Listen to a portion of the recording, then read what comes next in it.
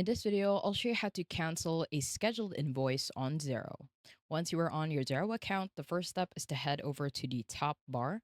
And on the left hand side, you want to click on the second option, which is for sales. Now, under sales, you want to go to the second option again and click on invoices. And once you are on the invoices section, you want to head over to the top. And from here, you will choose either an awaiting approval or an awaiting payment.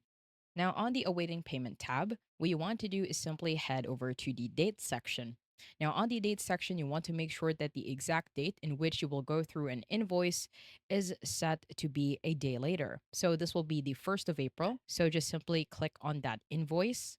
And once you are on the invoices section, you want to head over to the top and right corner.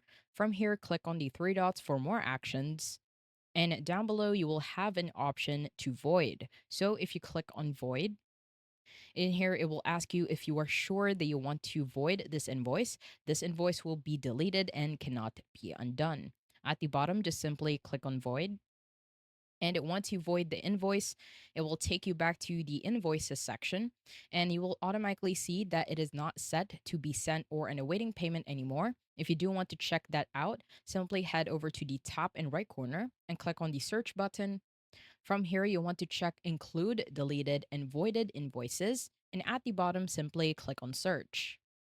Now, once you do that, you will automatically see the exact invoice that was voided. On the right hand side, the status is set as voided, and on the logo on the left hand side, it now has a slash to know that it is voided.